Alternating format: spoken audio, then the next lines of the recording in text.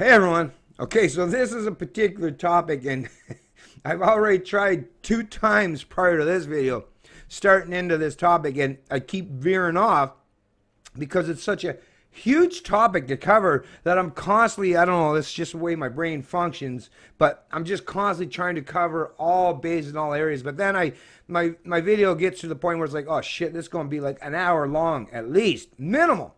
So just going to preface right now that I'm going to put most of the ideological or philosophical aspects of the kind of thinking and the pushback I want to put towards this stuff.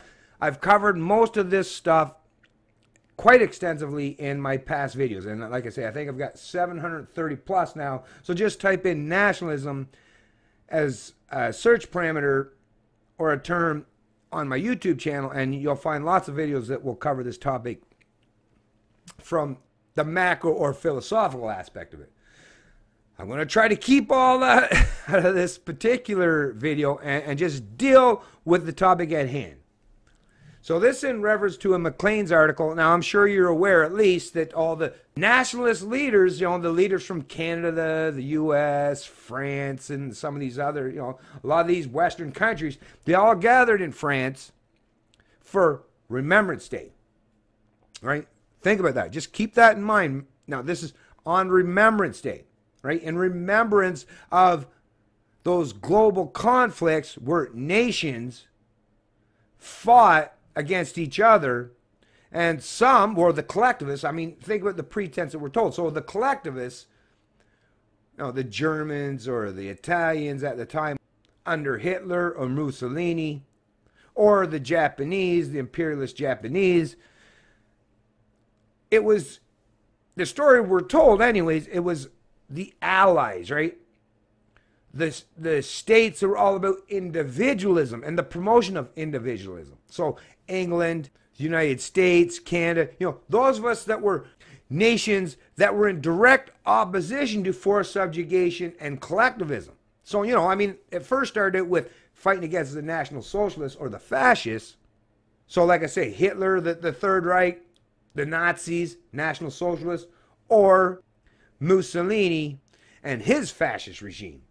We Canadians, Americans, and those who stood for post-Enlightenment era values that understood and respect individual rights and freedoms and what liberty truly entails, we went to war to battle against the collectivists. That was the pretense. That's the overarching narrative, right? And that's the reason why millions of people from our countries chose to die on those battlefields and fight for the freedoms that they firmly believed in. And they were all standing in defense of their nation. So Canadian soldiers, American soldiers, French soldiers, British soldiers, they were all standing in defense of their nation. That is the reason why they were willing to go fight and die, was to stand for what they perceived as their family, right? Or those they perceived as part of their extended family. Now, like I've said in past videos, I'm not all about collectivism or blind identity or identity politics of any sort. But, like I say, we're talking about people here. Now, at least with me, you're going to get the honest reason regarding my stance in regards to nationalism or collectivism. But you're talking about here in this article out of Maclean's. Let me just read the headline right now. 9 out of 10 world leaders agree nationalism is terrible. But when they say the 9 out of 10 world, they don't lead the world. What do you mean world leaders? No. If that headline was done properly by this contributor to Maclean's, it would say 9 out of 10 leaders of nations. Because that's what they are. Macron or Trudeau or Merkel or Trump. Every one of them are leaders of nations. Trump is the leader of the United States, the nation of the United States. Merkel is the leader of Germany. Macron is the leader of France. Trudeau is the leader of Canada. These are nationalists. I mean, come on, folks. I mean, the fact that they're trying to suggest that nationalism is terrible or bad as the leader of a nation, I mean, come on. That's akin to a priest wearing the cloth, went through the whole process of becoming a priest, and standing there on the pulpit saying, God is terrible. Even though I'm a big promoter of God, and the very premise of my occupation is that I'm supposed to be espousing or promoting God, God's terrible. I mean, who would take anyone seriously? Who would take a priest seriously if they were standing on the pulpit saying, yes, I wear the cloth. You know, I'm being paid to wear the cloth. I'm a member of the clergy. But I reject God and I reject religion. You'd be like, oh, wait a minute. You have no basis to stand upon. You're a hypocrite. What kind of nonsense, what kind of bullshit, what kind of snake oil are you trying to sell us? And I like how they use, listen to this sub-portion of this headline. November 12th, Trudeau, Macron, and Merkel push back at Trump's isolationism and nationalism while pressure builds on Canada's finance minister to address competitiveness concerns. Now, the fact they use November 12th here in this is a bit odd because usually the date, and you're seeing right underneath, the date's always included in an article, but that's already included. Why add it in there?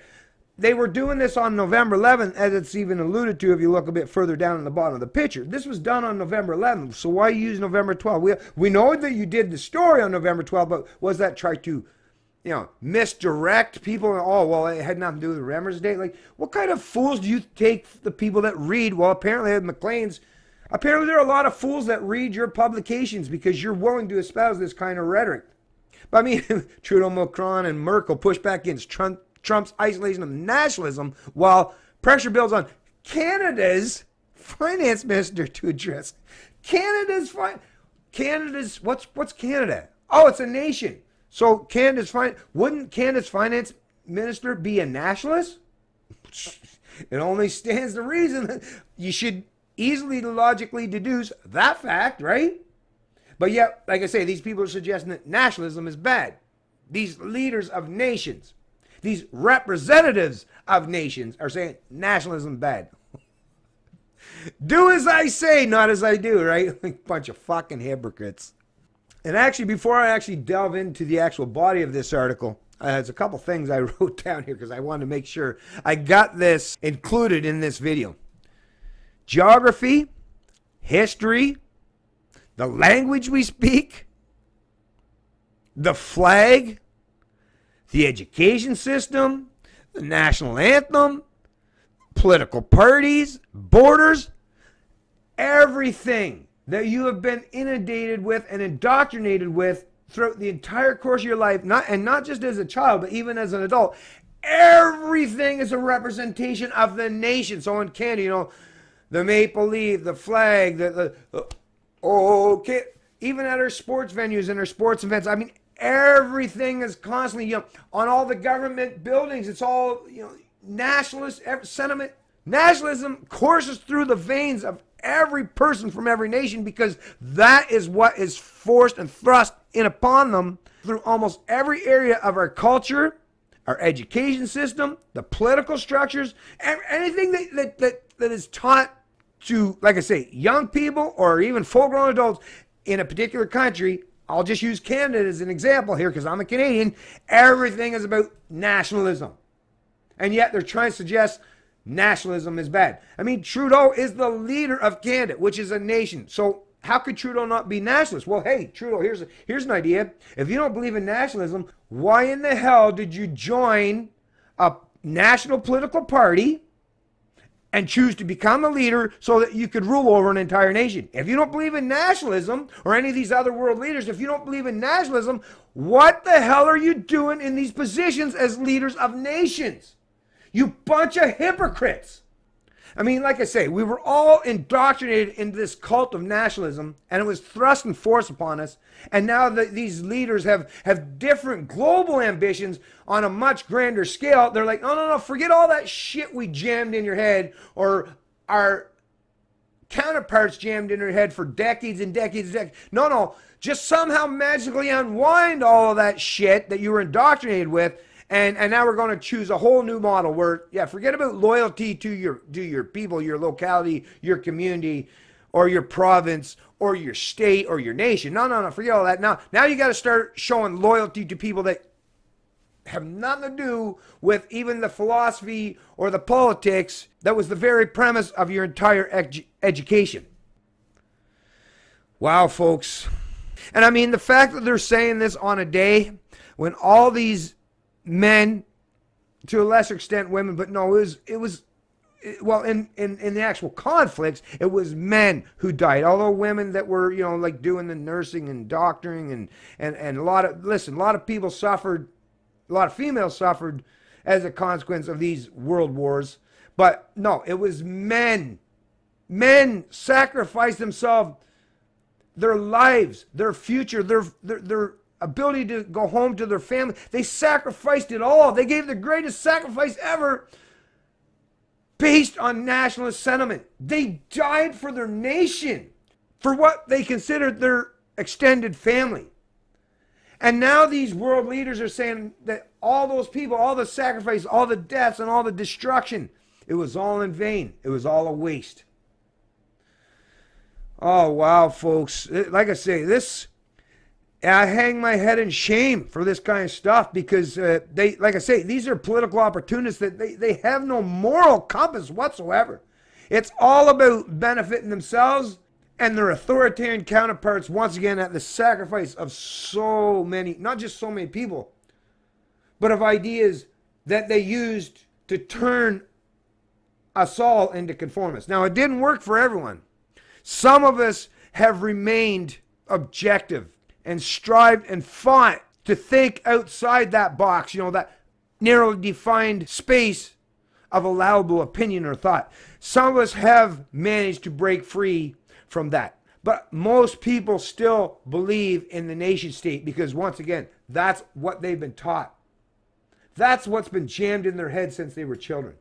And to now try to turn around and unwind that in this manner, right? Not in a nice process with a psychologist or someone that's trying to help you break through some of that indoctrination, but in such a devastating and disgusting manner like this, and on a day such as this, like I say, these people have no loyalty. Well, except to themselves and their own personal greed and their own personal aspirations.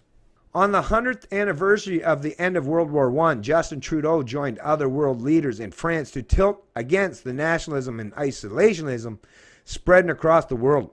Speaking at a peace forum in Paris, which self-proclaimed nationalist Donald Trump didn't attend, Trudeau said attacks on the free press undermine our trust in institutions and increase our cynicism. No. When the media is lying and misrepresenting the truth and being political opportunists, they are a detriment to the people because they're misinforming them on such a massive scale that, like I say, all this strife, all this hardship, all of this division, all of this fighting is a direct consequence and a direct result of not Donald Trump. He's just a consequence. But all this division is a direct consequence and result of political rhetoric that is constantly meant to confuse and confound the people and keep them in a constant state of flux and division and fighting amongst each other. When people feel their institutions can't protect them, they look for easy answers in populism, in nationalism, in closing borders, in shutting down trade, and in xenophobia. Well, what are these institutions that are supposed to protect them? Could you elaborate or expand upon what that even means? Canada Press? German Chancellor Angela Merkel shared similar sentiment. Most of the challenges today cannot be solved by one nation alone, but together. Well, that suggests to me you mean a whole bunch of nations, right? That's why we need a common approach. If isolation wasn't the solution 100 years ago, how can it be today in such an interconnected world? Reuters. So once again, no nuance there. Nothing contained within that. What is that? A few sentences? What are you really going to learn from this kind of rhetoric? Nothing, right? Once again, it's always about keeping the people completely confused and confounded and not thinking critically about these issues. Lastly, here's part of the stirring speech French President Emmanuel Macron delivered at the commemorative ceremony Sunday, with Trump sitting nearby. Patriotism is the exact opposite of nationalism. Nationalism is a betrayal. Well, actually, if you look up the terms of both of them, I don't see how you can make patriotism and nationalism complete opposites. They very much go hand in hand. Because patriotism is the quality of being patriotic, vigorous support for one's country. A country is a nation. When you look up what a nation is and you look up what a country is, same thing. There's no such thing as a country that's not a nation. So once again, these sophists, these political propagandists, they want to continually manipulate the English language, because that's what we're talking about here, is the English language. They use the English language in such a manner as to deny reality or objective reason or the very meaning or definitions of the words and terms that we use. Nationalism is its betrayal.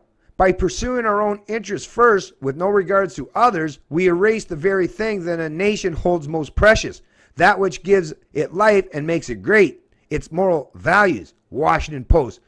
Like, once again, what the...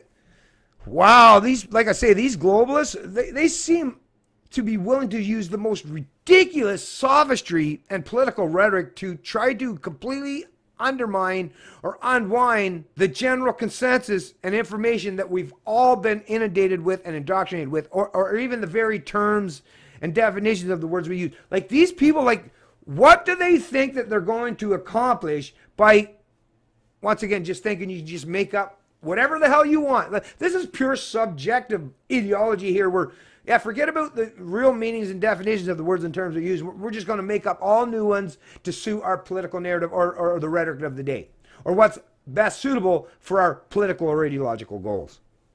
Anyways, I'll post a link to this article in the description of the video below. But I just had to cover it, and like I say, I'm still biting my tongue because I really want to delve into this whole nationalist topic, because I don't fall necessarily on that, yeah, I'm just a blind nationalist. I don't fall there either.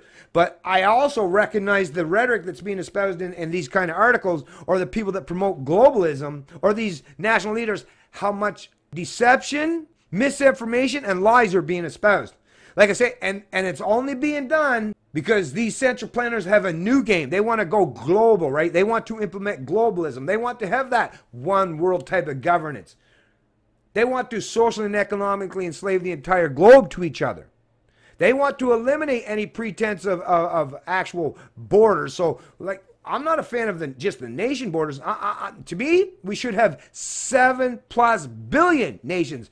I should be a nation of one. That's what individual rights is you have no authority over me.